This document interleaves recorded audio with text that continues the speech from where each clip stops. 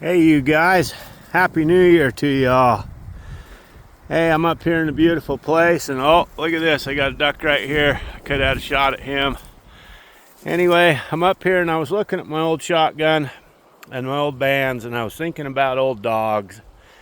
So I wanted to take 10 minutes and tell you guys a story. I've had 7 wonderful dogs in my life and most of them have been my guide dogs and working dogs. And my first dog, her name was Sand, and she was a wonderful dog. And you guys, I fell in love with her. She was just a little puppy, and the guy wanted $200 for the dog, and he wanted me to scrape paint off of an old historical home for 50 cents an hour to pay $200 to get that dog, Sand. So I did. It took me all summer, and I scraped paint off that old house, and because I just had to have that dog. And that was my first duck hunting dog. I would have been about 10 years old, 10, 11 years old maybe. And Sand was an amazing dog. She was just a wonderful girl. One time we shot a pheasant and it must have been, she chased it probably a quarter mile and we lost sight of her. And so we got out our binoculars and we were looking for her in the field, and we were on an old country road. And all of a sudden we see this rooster run across the country road. And about 10 seconds behind that rooster, here comes old Scooby. I called her Scooby. Her real name was Sand. But she got that old bird and she brought that thing trotting it right back down the road, just proud as could be. And then anyway, Scooby, she had a litter of puppies. And she had a great, big, huge male. And I just had to keep him. And I ended up naming him Boswood. And he was a 140-pound lab. And he was my #1 guide dog at that point in my time. And he was kind of had legendary status. He was a huge dog, and I remember one time in Alaska, we were flying in a 1942 Grumman Goose airplane. It was an amphibian plane, and amphibians have a fuselage, and then they have pontoons on the wings. And we were on this little, it was a Native American village, and had just got done with the 100-mile float trip, and there was about a 70-mile-an-hour side wind coming in, and it was coming the wrong way. And the plane driver's name was Phil. And anyway, we loaded up all our stuff, and old Phil says, we're a little overloaded, boys. I don't know if we're going to be able to do this. And he said, you guys are going to have to lay flat on your bellies on top of the load in the center of the plane. So me and old Boz, we laid flat side by side. I was looking out one window and he was looking out the other window, and that old plane fired up with those double engines, and off we went down the runway with the river about 10 yards off to our right. I'll be darned, that 70-mile-an-hour wind caught that one wing, and the pontoon on Boswood's side went down, and it was shooting about 6-foot sparks and flames coming off of that pontoon. And I looked at old Boz and I says, Boz, this might be our last adventure. My friend, this might be the end of us. And I really thought it was. I thought we were dead. And old Boz and me, we just looked at each other like, well, it sure has been fun, man, but we'll see you on the other side. And anyway, old Phil, the plane driver, he corrected the plane and he brought that plane back up, and I'll be darned, we took off, and we barely missed the Indian village when we took off. But anyway, me and Boz, we guided all over the country. Old Boz flew in every kind of airplane known to mankind, and he retrieved thousands upon thousands of ducks, and he was a wonderful dog. And then old Boz, he had a litter. And I had a really special dog. His name was Trooper, and he was another male. And he had a special gift from heaven, that dog. And I just know that Heavenly Father sent him here to heal people. And Trooper was one of those dogs that he could sense if somebody had a handicap. He could sense if somebody was down and out.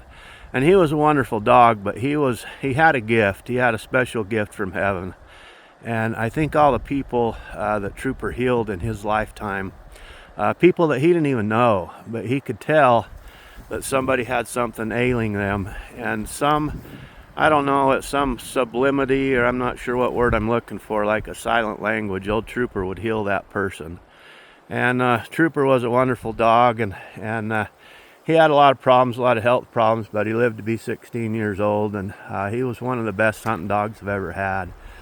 And then after old Trooper, I had a great big dog. His name was Timber. And Timber was a great big tall chocolate lab. Trooper was a yellow lab, and Boz was a yellow lab, and Sand was a yellow lab. So anyway, Timber was my first chocolate lab. And he was a big dog too, about 120 pounds. And he had big, tall legs. And I'd guide with him a lot. He guided almost every day. And I had more of my guests and clients say, I've never seen a dog that can walk on water. And he'd just fly with those big long legs, you guys. Once a bird went down, that dog, he was just like lightning. Like when you see somebody light a string of gasoline and you see that flame just going phew. Well, that was old Timber. And he was a wonderful, wonderful dog, and he liked to talk, and he was just a terrific, terrific dog. And then after Timber, I had my last two dogs, which a lot of you guys were familiar with, old Spruce and Oak. And Spruce was a big old dog. He's a big muscle head. He's like one of those big, kind of like a big athlete, like a big stud. And he just, boy, one time we were standing right here, guys, and he was young. I shot a duck, and I couldn't hold him back, so finally I was trying to train him, and so I tied him to my belt loop on his collar, and I shot a duck, and I'll be darned, that dog dragged me all the way into the river face first, right here, just right where I'm standing, and I was soaking wet. And he finally broke free, and he got that duck. So anyway, I decided, well, I ain't gonna do that again because I don't want to get wet. It's cold up here. So I found an old truck tire laying here on the river, and I'll be darned, I tied that leash to that old tire, and I was trying to get him to mind. He was just a young pup, and all my dogs have minded really well. But old Spruce, I tied him to that tire, and we shot another Drake mallard, and he landed a little bit, about 3/4 away across this river. And I'll be darned, that big old Spruce, he dragged that tire all the way out in the middle of this darn river and grabbed that duck, and then dragged the darn tire all the way back, holding that big old green head in his mouth, just prouder than proud.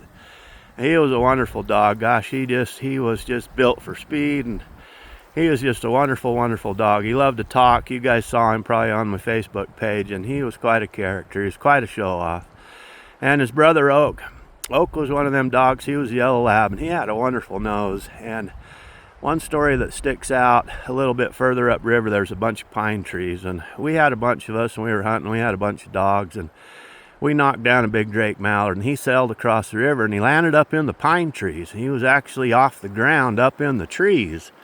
So all the dogs took off, and they crossed the river, and they went over, and about a half hour later, there was no bird, and all the dogs came back except for old Oak. And old Oak, he was going to find that bird. I mean, he was one of those dogs, if he saw that bird go down, that bird was coming back, because he knew it was there, and he's going to find it. So I'll be darned, about an hour later, here comes Oak, and he comes back with that great big green head in his mouth. And that bird had a band on it, you guys. It actually had jewelry on it. And he brought that duck back, and I'd never been so proud of a dog in my life. That old Oak, he just would not, he didn't know what the word give up was.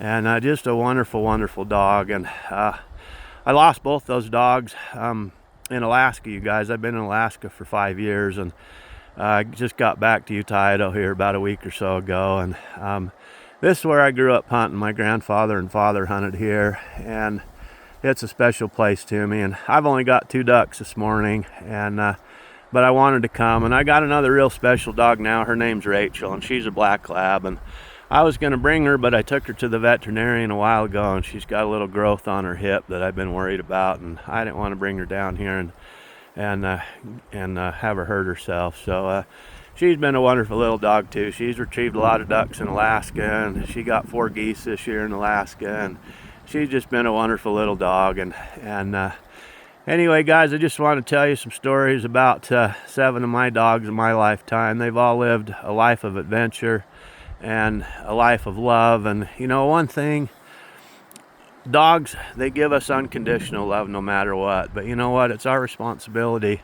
There goes another duck I could have got, you guys. Anyway, it's our responsibility to give them unconditional love back. And sitting here looking at these bands, a lot of these bands that are on this collar, you guys, were shot right here on this river. And all of my 7 dogs have retrieved some of those bands on that collar. And so that's what got me thinking about the bands. And I just shot a big green head a minute ago, and I had to go look for him by myself, and I didn't have one of my dogs with me.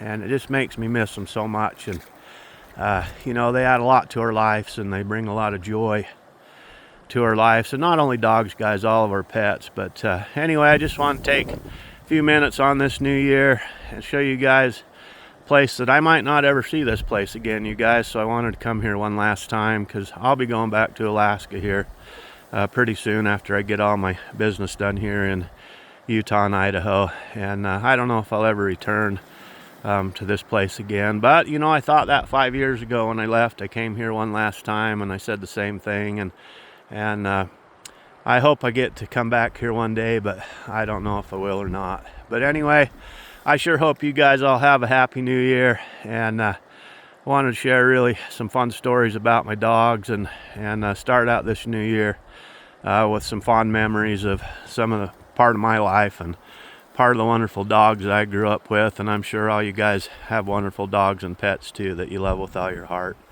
Anyway, guys, you guys have a super happy new year. I'm going to sit here and see if I can get me another duck or two, and then I'm going to head back on home. And anyway, you guys, want to send you a great big huge smile from here on the river, and sure appreciate all you guys. And sorry about all the long stories, but coming back to Utah and Idaho, I've been a little heavy in heart lately, and I love it here, but I think I belong in Alaska, and I know that's where I'm going to head back to.